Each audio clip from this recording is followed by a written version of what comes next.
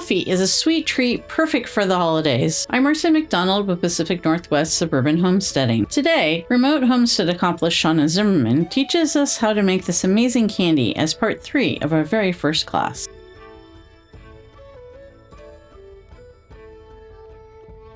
You ready to make some toffee? So ready. Okay.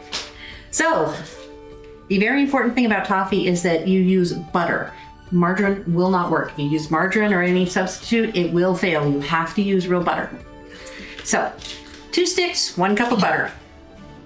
We're going to put them in medium saucepan, bring it up to medium-high heat. We're going to start melting that together with 1 cup of granulated white sugar.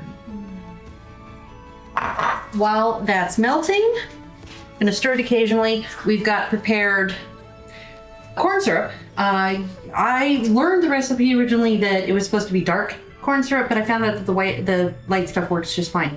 2 cups of warm water. Again, this is a thing where we have to watch out for thermal shock. If we put cold water in there, it might crystallize the sugar and make it all wrong texture.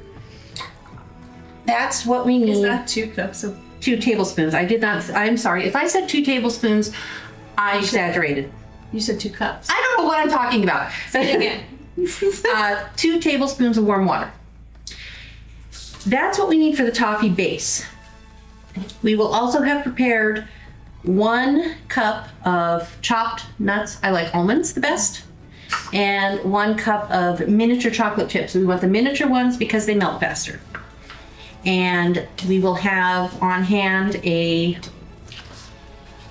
pizza tray or a cookie tray. We do not have to grease it or spray oil on it or anything. This has a cup of butter in it. It's going to grease things fine on its own. Give it just a minute for this to melt. This is the only candy that I know how to make that is going to require a slightly specialized piece of equipment. You're going to need a candy thermometer. Super simple. You can get them for a few dollars at any grocery store. And what makes it different from a regular thermometer? Well, it has a different scale. It starts at 100 degrees and goes to 400 degrees. So, and it's also meant for submerging in a candy and clipping to the side of the kettle. Okay, great.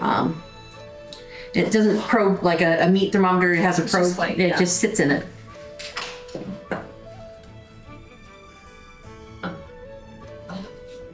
All right, so when the butter is all melted and the sugar is dissolved, which is very close to now, give it just another minute. All right. So one of the things that you're going to notice about this right now is that it is a very lemony yellow color from the butter. So that's an important thing to make note of, because if you don't have the thermometer, you'll actually know when it's ready to go because the color will change. It will go from this beautiful lemony yellow to a tan caramel color. And so that's how you also would know. Okay, so we're bubbling away and the sugar seems to be melted. So we're going to add 2 tablespoons of hot water. It does spit a little bit. And 1 tablespoon of corn syrup.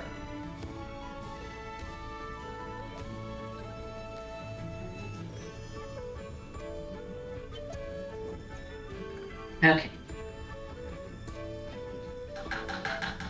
And this is where we would clip our thermometer onto it. It's still this nice, lovely lemony yellow. And we just keep stirring, stir constantly. Some caramels you actually don't stir. And if you do stir them, it would actually turn out with the wrong texture. But in this case, you do want to stir it. So you are making caramel, right? Now we're making toffee, which is slightly different. There's shades of difference between toffee and caramel and butterscotch, but this is going to be a hard, crunchy candy. So caramel is usually softer and chewier. This is cooked to a higher stage of temperature to make the final texture a little harder. So right now we are at about 190 degrees, bubbling away. See, it's still nice lemony yellow.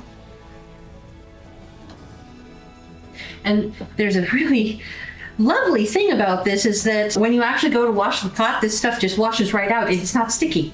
Really? Yeah. So don't worry about the cleanup. Don't let that discourage you or intimidate you. It's actually a really quick cleanup. We are now at 225 degrees. Still a nice lemony yellow, although it's a little white because of the foam on top. See, look at that. It's not sticking to the sides at all when I do that. It just gets right away from the sides. I want to swim in it. No, you don't. Very hot. Very hot. Yeah. We are currently at 245 degrees.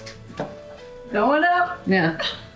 This is why when we did the almond clusters, we used it over a double boiler because the temperature didn't go so quickly. It stayed under control. In fact, we're at 255 now. And we're going for 280. So we're almost there. So, since we're almost ready, would you bring that pan down here?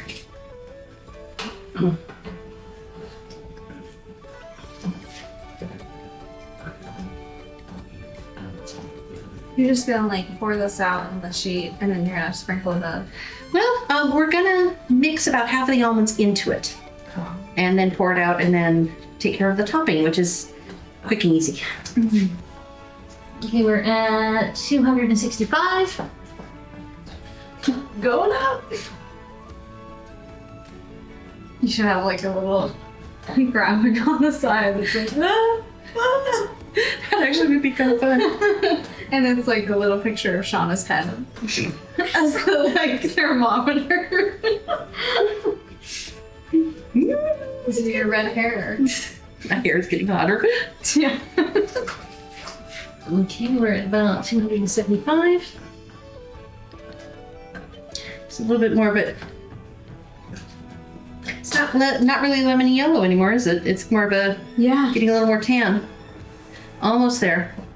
Wow. And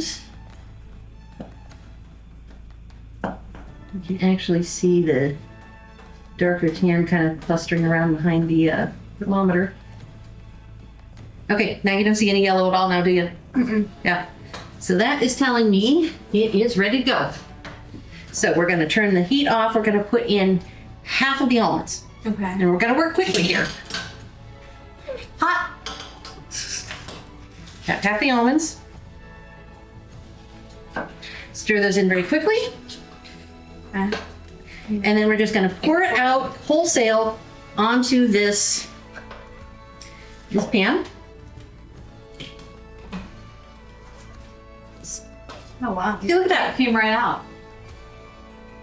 So now we're going to spread it out fairly thin. Oh, okay. We don't want it too thick or it will be hard to chew. And now, while it's still piping hot, we're going to pour on these mini chocolate chips.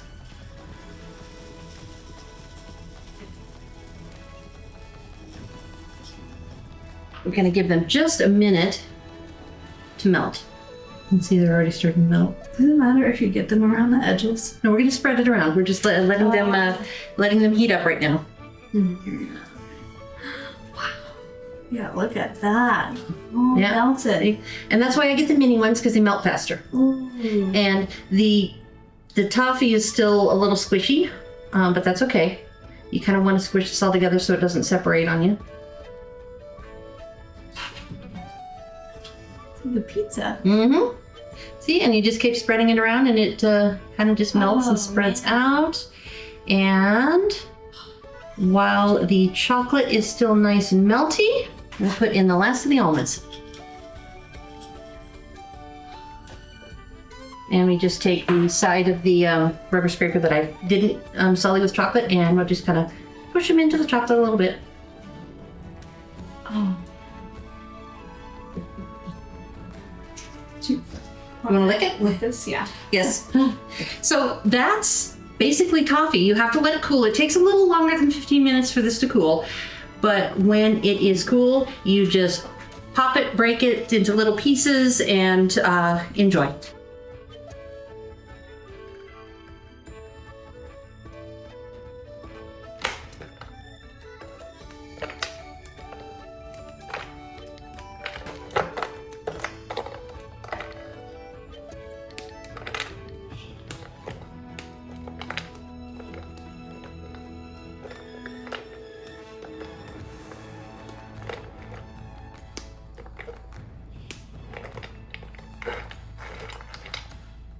I always thought toffee was harder to make than it actually is. I hope you enjoyed our video and will give toffee making a try. If you do, please tell me about how it went in the comments.